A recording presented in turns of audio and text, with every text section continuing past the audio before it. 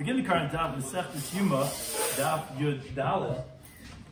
We begin 12 lines down at the top of the Yomid, where we continue the halacha, the next Mishnah.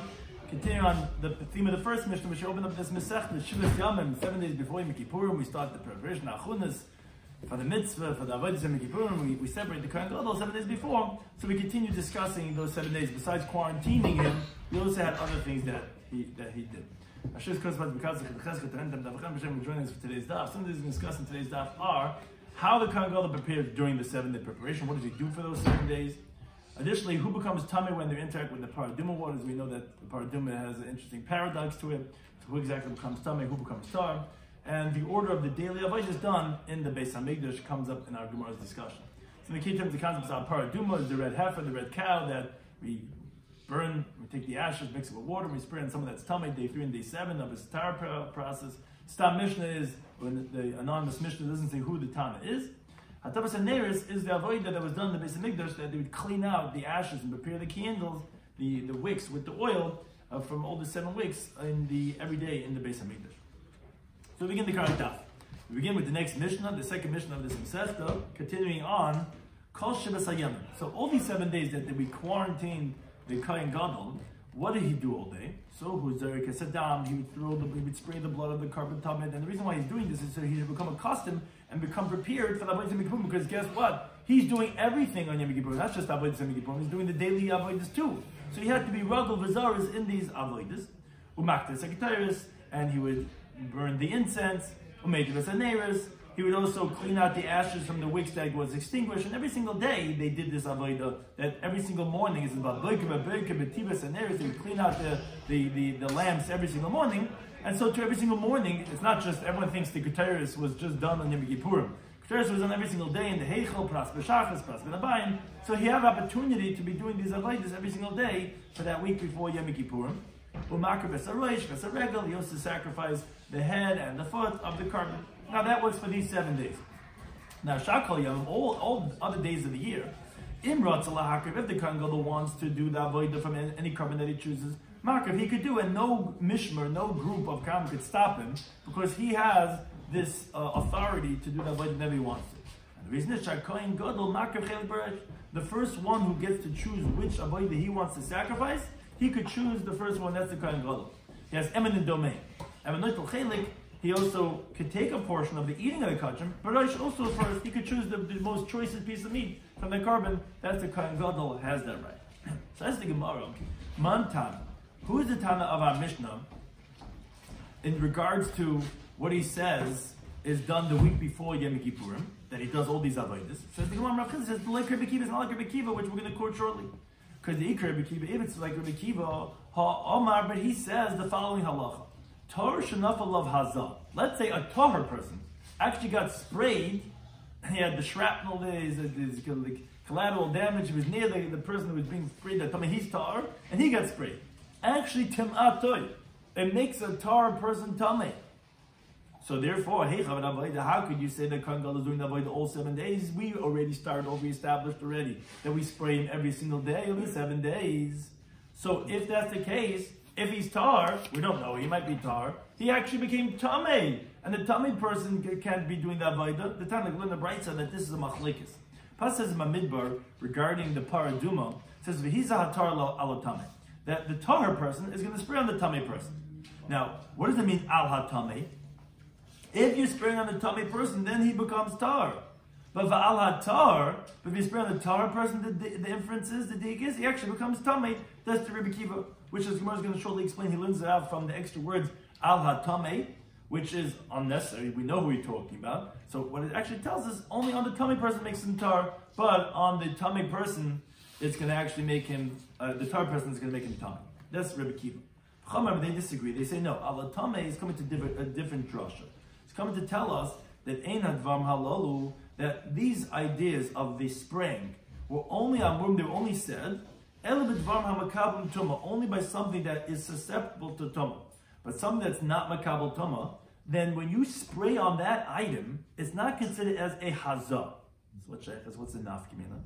Nafkamina is where they used to take an azav, a hyssop, a certain type of herb, and they would spray the blood that way. They would spray it on that person, the waters that way. Now, if there's leftovers on that azor, as we're going to shortly explain, when you actually sprayed it, it actually is a malacha that was done with the hazah, because it wasn't a quote-unquote hazah. Let's say, we're going to shortly explain, with an animal. An animal is not considered davar makabel tamei.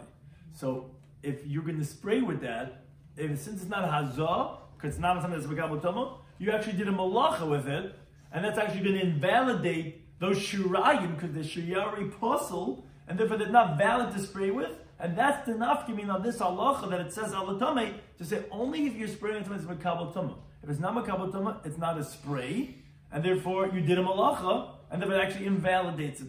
As Yoma says, Mahi, what's this talking about? Now, we learn the Mishnah set this part. Let's discover the hazal behema. Let's say you intended to spray on an animal. Well, you made a mistake. You thought an animal or something that's makabel tamei, but actually ended up you have bad aim. V'hizal adam, you sprayed on the person. So if there's still some water, that's these ash waters left on the hyssop, so yishna, tiyisnachim, we'll do it again. Repeat it. In other words, those leftovers are fit to spray on the person who needs to be sprayed, because you don't have to dip it in again. Because it's the hazal waters. What's wrong with it? Nothing happened with it. It's good. You don't have to dip in nachamol. But let's in this gavel hazal adam. Let's say you intended to spray on the person, but ends up you have terrible aim. He's all aiming spraying an animal. And yesh be'ezer, if there's still some waters left on the ezer, lo yeshana. You cannot repeat those sprays with those waters, because those waters became possible because you did a malacha by spraying on the animal. In other words, it doesn't qualify as a hazah. It's like water that you did a malacha with. And these are shirayim of that. These are shiuri puzzle. So that's the nafkamin according to Rabbanan when they learn ala tamei, not like Rabbi Kiva. It's not like this dig, if you spray on the tummy person, it becomes tar person becomes tamei. No, ala tamei is telling me something else. It's vihiza, it's only a hazah when it's ala tamei, meaning something that's makabel tamei. But if you spray it on the animal, it's not makabel tamei. Animal cannot become tamei when it's alive. So it actually is not a hazah. What, you're being alarmed in suddenly? Well, what's the nafkamina's answer? Nafkamina is that the leftovers on the azab are shiuri of something you do malacha with. Because what do you do over here? You don't do malacha with the paraduma waters, with the mayim chaim. This that you did was a malacha because it wasn't a hazah, and therefore that's leftovers is considered shiuri puzzle. That's what Allah Tameh comes to teach us. That it has to be something that's megabah tumah. So they don't learn at all that the one who sprayed it becomes tummy. Oh, so we're going to see exactly the ramifications of this. Not you're back to the same question. You're talking about the one who is sprayed. They don't hold that the tahar person who is sprayed becomes tummy. Exactly. So that's why we're saying the Mishnah is not like Rabbi Kiva.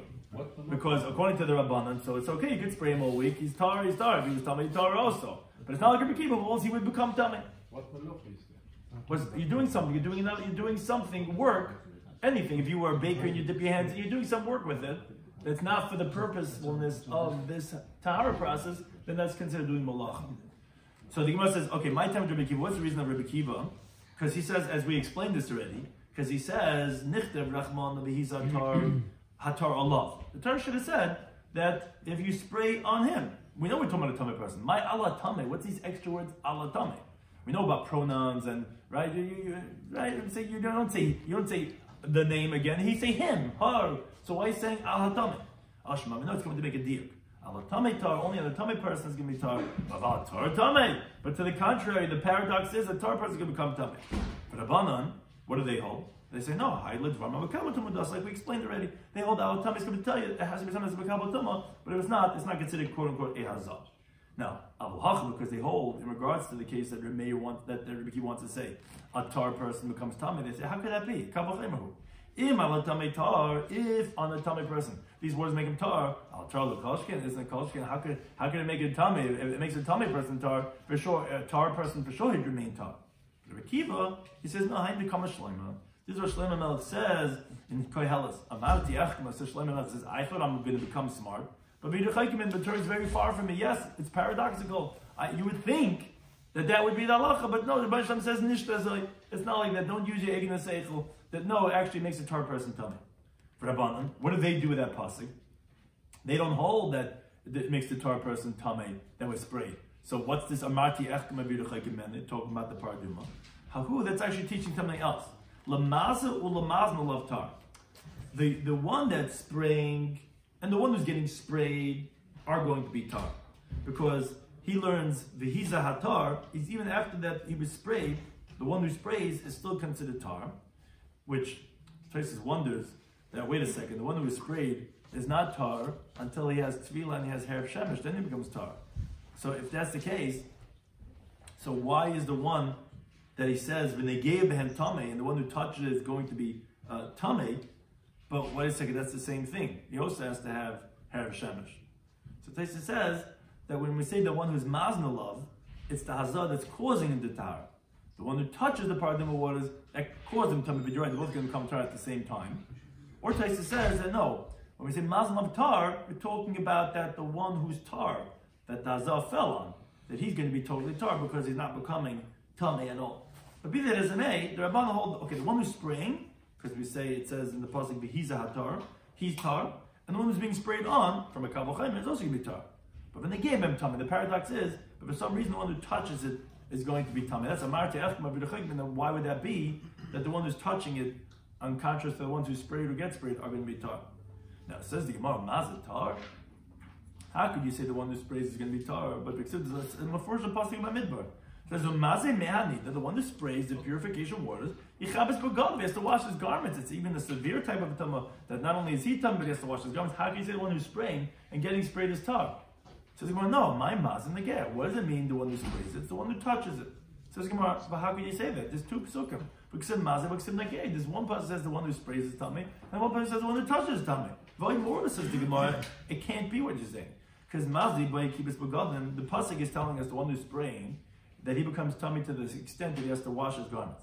The pasuk talks about the guy who touches the paraduma waters. It doesn't say that he has to wash his garments. So how can you say that the mazeh is in the gay when they have different halachas? Now the Rebbe says, you're right. My mazeh, what does it mean that the one who sprays it? It means noise. It means the one who's carrying, he didn't touch it, he's carrying the paraduma waters, he's the one who's becoming tummy. Which Taisus wonders, where does the Gemara get this from? You're uprooting a pashut pshat in the pasuk to say that mazi, the one who sprays, is going to be tar. Even though the pasuk says explicitly the one who sprays is going to be tar. No, the one who sprays is going to be tar.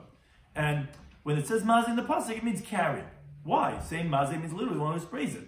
So that's a Taisus, like we quoted from Rashi before, because the pasuk says v'hiza hatar. It sounds like that the one who sprays is going to remain tar, and therefore we can't explain that the one who sprays is going to be tar. So rather, what does it mean the one who sprays it? It means the one who carries it. So it says the Gemara, so why are you saying such funny wording? The Torah explicitly the one who carries it. My time except mazi. It has to say mazi and I have to tell you that it means nice. Well, just get straight to the point. So the Gemara, no, the Torah is teaching you things. To be in and shir hazah. It's not carry. But it's only if you carry the amount that you need for spraying, then you can become tamei to the extent that you have to wash your garments. But you're right, the one who touches also becomes tamei.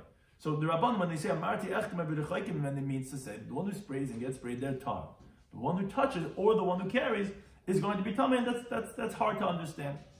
Says the Gemara, what? Wait a second. With the interpretation you're giving right now, why it calls noise maze, because it tells you have to have a shiur of hazah. Hanich l'madam hazah tzrich a shiur. That's only good according to the Madam, who says that there is a certain measurement that you have to have when you're spraying, which the machlek is in Zvachim, the peyam and alf. But the mandama according to the one who says that there is no minimum measurement for how much you have to spray. So Michael, what are you going to say? Don't tell me you said maze to tell you a shiur when there is no shiur. So it says the Gemara, even according to the one who says that spraying doesn't have a measurement, that only meant to say how much you have to spray on the person. That, even the minute amount, you can make him tar. But in the bowl that you're dipping in the tip of that hyssop, everyone agrees that does have to have a minimum measurement. Not like Mishnah Masechtas part. How much does it have to have these waters that should be enough to spray?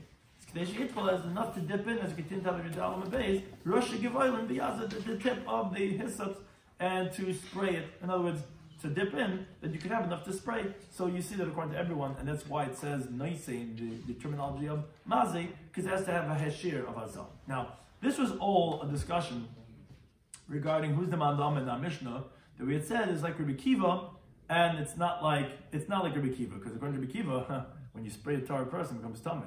You can't tell me that the Kohen Gadol, our Mishnah said he does the avodah this whole week to get him used to the avodah. He's dummy. If he's tar, which he very likely is, he became tummy by being sprayed. So obviously not like Rabbi Kiva. So Abai Yomi says no. I feel Tamei even say the Mishnah is like Rabbi Kiva, who yes, if he's tahor, he's going to become tummy. But the Avad Avodah Kula Yoma, he does Avodah all day. Ulapanya Madela, very practical. Right before Shkia, right before it gets dark, he gets sprayed. But Tavel about have Shemesh. He tables right before, and he does have Shemesh, and then becomes tahor, and therefore it could even be like Rabbi Kiva. Now we said in the Mishnah that Umaktes Sektaris who made this and this. It almost sounds like parenthetical. It almost sounds like agav, but ultimately the Mishnah is telling us the avodah of the karbanis every single day, what was done in the Beis Hamikdash, and he would do these avodas so he get used to how to do the getaris and how to clean out the nails, because again he had to do everything himself, and no attendance on Yom Kippur. Now the one thing is the Gemara asks, wait a second, Almo, so we see that getaris separation on the nails. Look at the order that you said. You said he's marked the getaris, he burns the incense, and then he cleans out the 7 lamps that there are in the menorah. But for the minute, that seems to be contradicting from Mishnah says this time. The Mishnah says, whoever merited to go ahead and clean out the inner altar because there was incense that was burnt over there, you had to clean it out. And we see from the Beis Hamikdash that it's not, when you're taking out the trash, you know what I'm saying, don't think it's like a, zilzal, this was, they had like a home over there, they would eat over there, they would cook and everything, and this was his, to have who's going to get to clean out Mizbeach HaPnimi and take it outside. And then there's a later Mishnah that says Mishazacha b'Menorah, who merited to clean the Menorah, and a later Mishnah says the Mishazacha b'Ketayres, who merited to go ahead and bring the Ketayres. So these are 3 Mishnayos in Masechtas Tamid, one after the other, according to the Seder of the Avodah. Whoever merited to get the lottery to clean out the Mizbeach HaPnimi, so he would do, etc., etc. And when the finishes talking about cleaning out the Mizbeach HaPnimi, then the next Mishnah says, who merited to go and clean out the Menorah, so he would take the bowl, etc. And then it says, after cleaning out the Menorah, it says, okay, and who merited the Ketayres? It said, it's halachas, and then it went on with the order. But one thing we see that, what's the order? Is the Menorah is cleaned out, and then the Ketayres. Our Mishnah says the Ketayres and the Menorah. So remember when he says, you're right, Man Tanad Tamid, who is the Mishnah Masechtas Tamid, which is not like our Mishnah. Reb Shimon Ish HaMitzpah. It's going like Reb Shimon, the man from Mitzpah, which that from the Brisa we'll see that's he has his own halachas of Seder Tamid, which Tosfos points out that we're actually going to show the exact opposite. But Rav Huna had a tradition that it's a machlikas Reb Shimon Ish HaMitzpah and the Rabbanan. We're going to say that he didn't know which one, so he said, so the one that Tamid is Reb Shimon Ish HaMitzpah. But the Gemara says, how can you say that? But we actually learned the exact opposite. We actually learned that he disagrees with the anonymous Tana of Masechtas Tamid. And if you cannot say that Mishnayos and Tamid is like him, because he's not like that Tana over there. Because now we learn the Mishnah Masechtas Tamid. Halacha is, Baloi, when the Kohen is spraying the blood of the carbon Tamid, the daily sacrifice, he comes, L'Keren Mizrach HaSavainis. He comes to the northeastern corner of the Mizbech, which is like over here, which is if you come into the Beis Hamikdash from Mizrach, on your right side, because you have to go to the left to get to the Kevish. The right side, that's going to be Tzafin, Mizrach HaSavainis. So he'd come over to that corner of the Mizbeach, and nice, and he would give the first gift of blood, which were 2 gifts, Shtaim Shen Arba. The first gift, Mizrach HaSavainis. He'd do it on that northeastern corner, like what's called a Gam Yavanis, which is like a L bracket, which you could see it on both the eastern side and the northern side. And from there he would go around, every time we go around to the right, he would go around till he came to Maravas Duraimis, till he came to this picture is the other way around, but it's over there, which is flipped around the Mizbeach over here. And he came to the southwestern corner. And then nice and Maravas Duraimis. Then he would go ahead and he would do the same like L bracket on the southwestern corner. Because Allah is an Oila, which is what the Talmud was, requires what's called Shtaim Atana Shein Arba. It has to have 2 that's really 4. How's 2 that's 4? Because if you do it on these 2 diametrically opposite corners, you're going to have, it's going to spray on the corner, it's going to get the 2 sides, so it's going to be 2 times doing it, but it's going to be 4 sides, so it's like 4 matanas. And the Gemara says, and the next Daf is going to explain, well, why specifically these 2 corners? That's the Tanakam. That's the Manda Amma Masechtas Tamid. But in the Braisa on that Mishnah, he actually changes the avodah of the carbon Tamid regarding the matanas of the dam, different than all other oilas. And that is, yes, the first one, you're going to do one that's 2, like we said, like this Greek gam, which is like a endochav, which is one that's 2. But the second time he does it is actually 2 that's 2. And actually separates the last 2.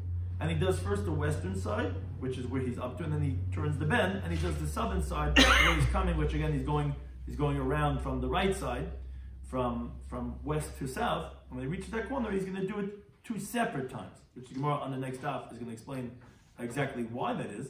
But as the Gemara explains, he says Mizrach is Tavayim. So first you come to the south, north, to the northeast, and notice in Mizrach is Tavayim, you do that Gam Yavanis. When he gets to Maravis Duraimis, actually he doesn't do it in one shot. Nice in Marav, he first does the west, and then he does on the south. So one thing is, you see that the Tana in Masechtas Tamid is not like him because he disagrees with that Tana. So Elam Rabbi Yechon says, no, you're right. Well, what we mean to say is, Man Tana say the Yoma. Who's the one that says the daily sacrifice in our Masechta? Which is talking about the Seder of Yom Kippurim, which disagrees with Mishnais and Masechtas Tamid. That's Rav Shimon Mitzpahu. That's going like him, which we learned that he disagrees with that Tana. Masechtas Tamid says it's not shver, it's not difficult to say that he's the Tana of our Mishnah.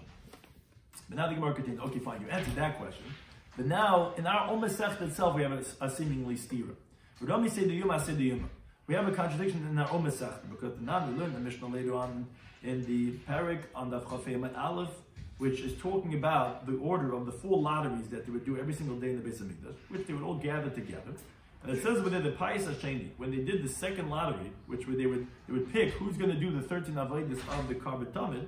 So in the lotteries were Mishrechet, who's going to slaughter, Mizarek, who's going to spray the blood, Mimadashim Zepner, who's going to clean out the inner altar, Mimadashim Zepner, who's going to clean up the Menorah, Umimali Ram Lakevesh, and who's going to go ahead and bring the limbs to the ramp. And it goes on and it counts all 13. Then they would separate, they would dissipate, and they would come back at a later point in time, and they would then announce Payas HaShlishi, the 3rd lottery, which was the 3rd time that they gathered. Which Gemara later on the Chodam and Beis is going to explain why did they have to come together, separate, come together. And the reason for that is because we want to make a commotion, a tumult in the Azar. Like it says in the Pasuk in Tehillim, the Vesel Kim Nach Beragish, and the guts, Shtib, Bereit Miregish. Oh, they're coming together. It's like it's a ganze tumult, it's excitement. Who's going to win the lottery? That's why they did more than once. But one thing is we see by the 3rd lottery, remember the 2nd lottery was who's going to clean out the menorah. By the 3rd lottery war, they made an announcement, Chadashim, only new Kahanim who never got a chance to bring Keteris in their lives, they should come to make a lottery for the Keteris. So who's going to bring the Keteris for today? Boyu Bafis to come and join the lottery. So they all come together for that girl for the Keteris. Not old ones, because as the Gemara tells later on the Chavav and Aleph, no one ever did the Keteris twice, because the Keteris would make a person wealthy. Like it says in the Pasuk in the Varam Lamed Gimel, Yisimu Keteris Ba'apecha, they place the Keteris, so to speak, for Hashem's nose. And it says after Baruch Hashem Chele, Hashem blesses his might, which therefore makes the person wealthy.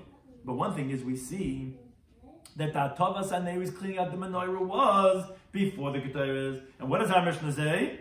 Maktis HaKeteris, the Maintenance Haneris. There's a contradiction in our own Masechta about the order. So Abai says, like, it's not difficult. Kan Ba'Tavas Shtei neighbors.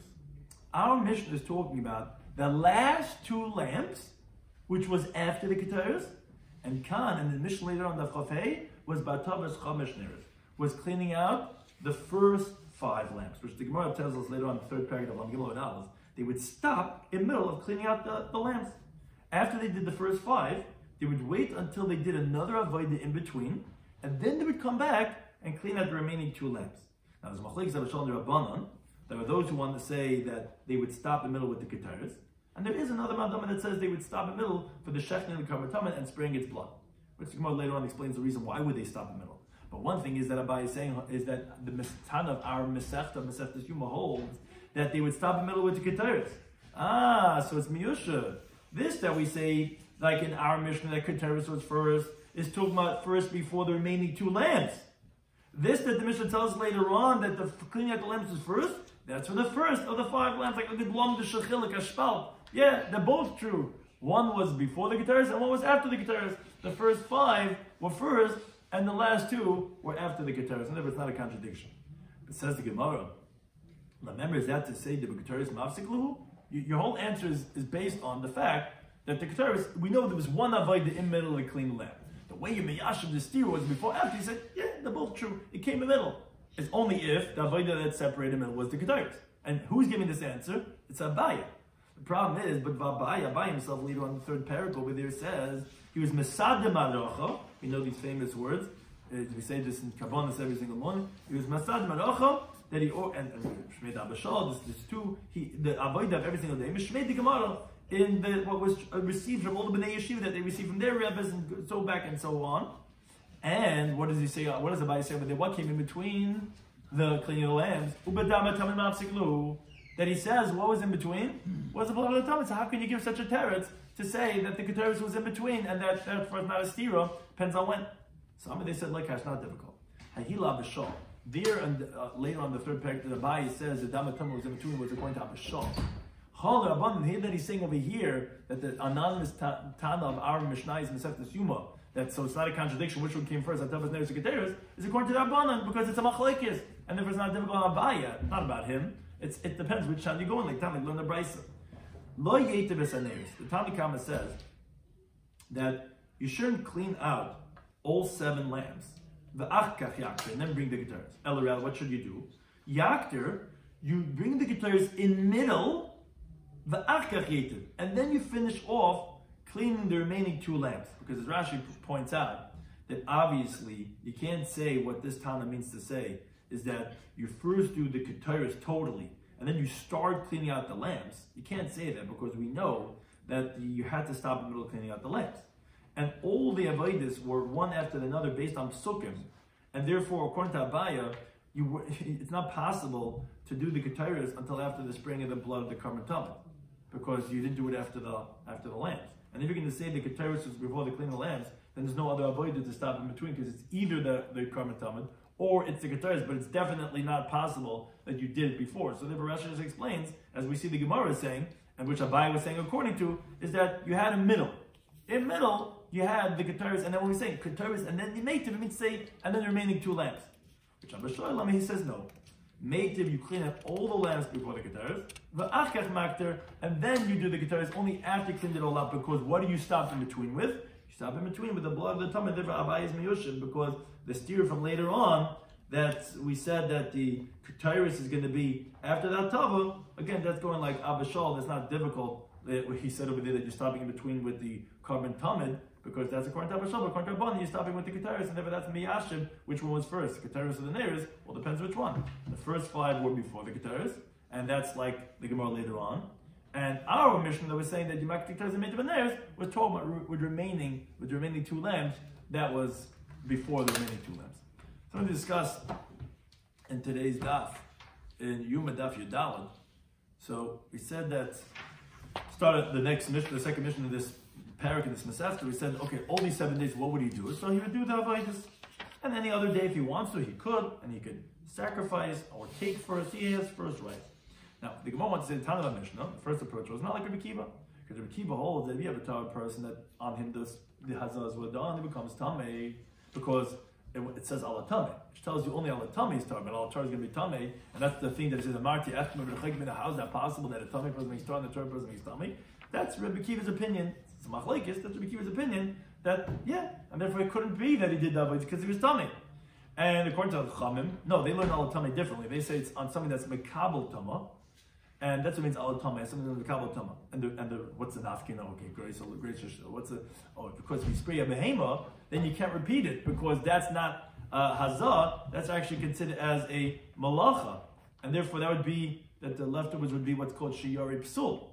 And therefore, that's nafmin according to Rabban, which then according to Rabban, what's rechayk in the many? It's regarding the one who touches and who carries. And why does it say mazi if it's someone the one who's carrying? Is to tell you that you need to have a shiur zrika. And wait a second, didn't we say it's machlekes you need a shiur zrika? We said no, that's only how much you have to spray on him. But in the bowl, everyone agrees has to have a shiur of a zrika, and that's the rechayk many, which is interesting that the one who carries or touches it becomes tummy, but the one who sprays it or gets sprayed is going to be tar. And then the second answer, the Gemara says, no, it's not true. It could even be like Rabbi Kiva. He does the avoid all day, and he's spraying right before Shkia, and then he tivels, and then he goes and he has to have shemesh, and therefore it could even be that he's being sprayed all 7 days, yet he's doing the avoid all 7 days, even though that a Torah person who gets sprayed becomes tummy. Then we have the stira. Our Mishnah, versus the Mishnah later on, what came first? The cleaning of the lamps or the keteris? So the Gemara says it's a machlekes. And here we're going like Rishon Nisham Mitzvah, which holds, meaning not like in the Mishnah Mesechtes Tamid. The Mishnah Mesechtes Tamid said the order not like that. So I said, okay, good. We're going like Rabbi Shloimy Schwartzberg, who holds like the way our order, and Mishnah Masechet Tamar holds a different order. But the problem is we have a steam Masechet Yom itself. In Yom itself, it sounds like one place that the Keteris was first, another place sounds like Keteris was first. So it's not difficult, because it depends which neighbors. The first 5, that was first. The last 2, that was after the Keteris. Ayabaya says that actually what was in between was not Keteris, only Dama Tamid. Says the Gemara, that was like Abba Shol. On Rabbanan, the Keteris was in between, and therefore, again, it's not a stira. What was first depends if it was the first 5, which was before the Keteris, which has to mention later on, which Taisa points out that's a shverke to say that it's out of order, but that's what the Mishnah over there, and our Mishnah was talking about the last 2, which was after that of the Keteris. Thank you to any time for those things.